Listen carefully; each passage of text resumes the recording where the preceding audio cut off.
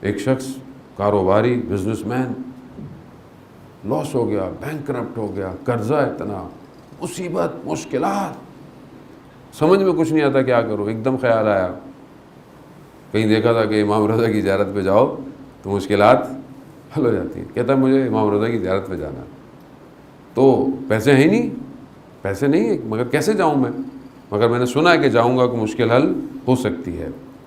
خیر بیوی نے کہیں سے پیسے ویسے، بیچاری نے کہیں سے قرض لے کے جمع لے کے اس کو پیسے دیے. خیر گیا، زیارت پہ گیا، زیارت کی، دعائیں کی، سب کچھ کیا، دل اپنا تھوڑا ہلکا لے کے واپس آ رہا تھا.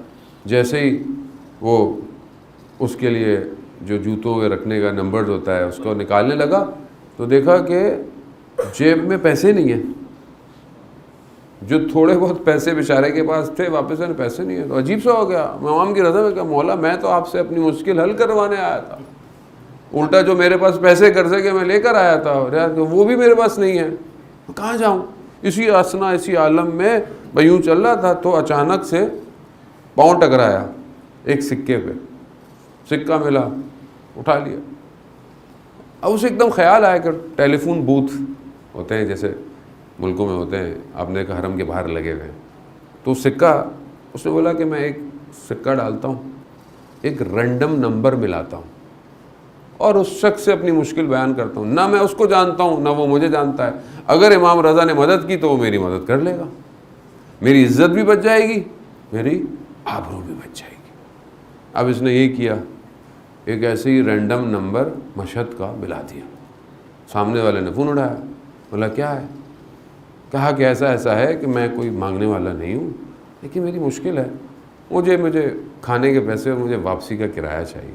اس نے بولا تم کہاں کھڑے ہوئے ہو؟ کہا کہ میں فلانی جگہ کھڑا ہوں. کہہ رہا بس وہیں کھڑے رہنا، میں آتا ہوں. کہتا تھوڑی دیر گزری، 10-15 منٹ گزرے، دیکھا کہ ایک بڑی اچھی گاڑی آئی اور ایک شخص نکلا. کہا کہ آپ ہیں؟ کہتا آئیے. میں سمجھ گیا کہ اس شخص نے یہ گاڑی بھجوائی ہے. میں اس کے ساتھ بیٹھا گیا. جیسے ہی مجھے وہ گاڑی لے گئی تو ایک بہت بڑا گھر، بڑے گھر میں انٹر ہوا. مجھے اس نے بٹھایا، دیکھا تھوڑی دیر میں اس کا جوان سا بچہ آیا، اس نے چائے وائے پلائی، اس کو رکھا. کہا کہ مشکل کیا ہے تمہاری؟ کہا کہ میں کاروباری آدمی تھا، میرے کاروبار میں نقصان ہو گیا. کہا کتنا نقصان ہوا؟ اس زمانے کے حساب سے اس نے 200 ملین تومان بتائے. آج کل تو ظاہر ہے اتنا نہیں ہے لیکن اس زمانے کے حساب سے بہت بڑی قیمت تھی. اس نے بولا اچھا. اس نے چیک بک نکالی، اس نے 200 ملین لکھے، سائن کر دیا. کہا یہ کیا؟ کہا تمہیں اور کتنے پیسے چاہیے جس سے تم اپنا دوبارہ کاروبار شروع کر سکو؟ کہا 60-70 ملین. اگر ایک اور چیک نکالا، 60-70 ملین سائن کیا. کہا تو اس نے بولا تم یہ سوچ رہے ہو کہ میں تمہاری مدد کیوں کر رہا ہوں، میں تمہیں جانتا بھی نہیں. اور کہا یہ میں نے تمہیں لون دیا ہے مگر تمہاری مرضی ہے، اگر تم مجھے واپس کر سکو کر دینا، نہ کر سکو تو بھی کوئی مشکل نہیں. کہا کہ ماجرا کیا ہے؟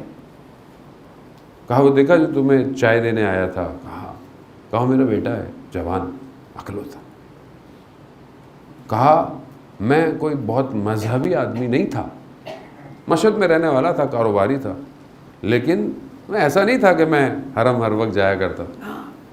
لیکن میرے بیٹے کو کینسر ہو گیا، میں نے اس کو بہت علاج کے لیے ادھر ادھر ہر جگہ، ڈاکٹروں نے کہا کہ اس کا علاج یہاں نہیں ہو سکتا، اس کو لندن لے جاؤ. میرے پاس پیسہ تھا، میں چلا گیا.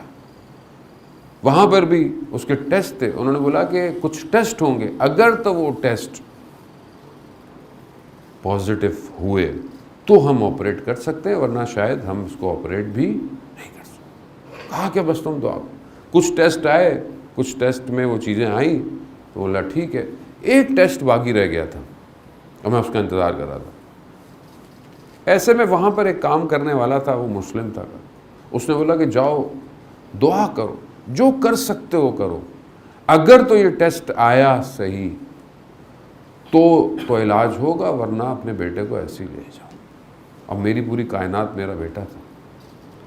کہا کہ میں مذہبی آدمی نہیں تھا، مجھے ایک دم امام رضا کا خیال آیا کہ یا امام رضا یقیناً میں آپ کے شہر میں رہتا ہوں لیکن میں آپ کا اچھا ظاہر نہیں ہوں، لیکن میرا ہاتھ خالی ہے امام رضا، مدد کیجیے۔